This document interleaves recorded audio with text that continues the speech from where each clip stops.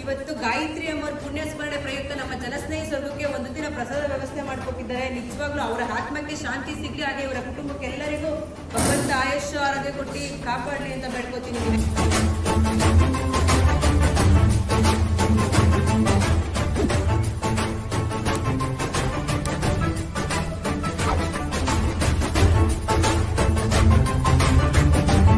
ಎಲ್ಲರ ಕೈ ಮುಗಿದ ಇವ್ರಿಗೂ ಇವ್ರ ಕುಟುಂಬಕ್ಕೆ ಎಲ್ಲರಿಗೂ 100 ವರ್ಷ ಚೆನ್ನಾಗಿರ್ಲಿ.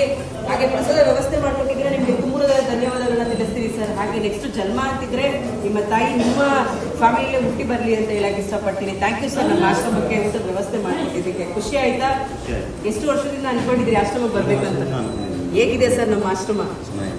ತುಂಬ ಕಷ್ಟ ಇದೆ, ಇಷ್ಟು ಜನ ಮೇಂಟೈನ್ ಮಾಡಬೇಕು. ಓಕೆ, ಹೇಳ್ಬೇಕಂದ್ಬಿಡಿ ಹೇಳೋಕ್ಕಾಗೋದಿಲ್ಲ, ಪದಗಳೇ ಬರಲ್ಲ. 3 ವರ್ಷ 4 ವರ್ಷದಿಂದ ನೋಡ್ತಾ 3 ವರ್ಷ ಬರಬೇಕು ಅಂದ್ಕೊತಾ ಇದ್ದೀನಿ. ಸಾಧ್ಯ ಆಗಲಿಲ್ಲ, ಅದೇನೋ ದಾರಿ ಕೊಟ್ಟು ಬಂದಿದ್ದೀನಿ. ಏನೋ ಚಿಕ್ಕದಾಗಿ ಮಾಡಿದ್ದೀನಿ, ನೆಕ್ಸ್ಟ್ ಏನೋ ನಾ ದಾರಿ ಕೊಟ್ಟರೆ ಇನ್ನೂ ಸ್ವಲ್ಪ ದೊಡ್ಡದಾಗಿ ಮಾಡೋಣ ಅಂದ್ಕೊಂಡಿದ್ದೀನಿ. Thank you sir. ಸರ್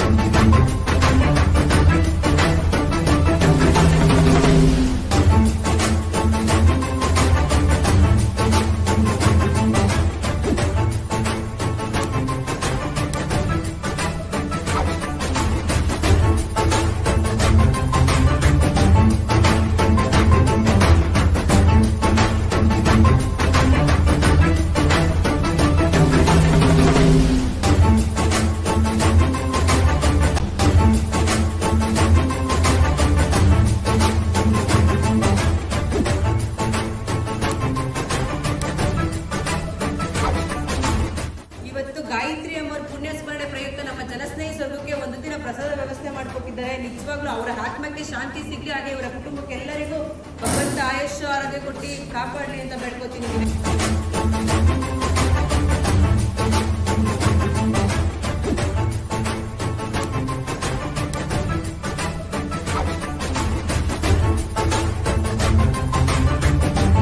ಎಲ್ಲರ ಕೈ ಮುಗಿದ ಇವ್ರಿಗೂ ಇವ್ರ ಕುಟುಂಬಕ್ಕೆ ಎಲ್ಲರಿಗೂ 100 ವರ್ಷ ಚೆನ್ನಾಗಿರ್ಲಿ.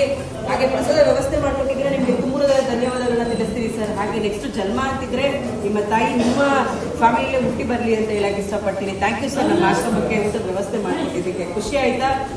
ಎಷ್ಟು ವರ್ಷದಿಂದ ಅನ್ಕೊಂಡಿದ್ರಿ ಆಶ್ರಮಕ್ಕೆ ಬರ್ಬೇಕಂತ? ಹೇಗಿದೆ ಸರ್ ನಮ್ಮ ಆಶ್ರಮ? ತುಂಬ ಕಷ್ಟ ಇದೆ, ಇಷ್ಟು ಜನ ಮೇಂಟೈನ್ ಮಾಡಬೇಕು.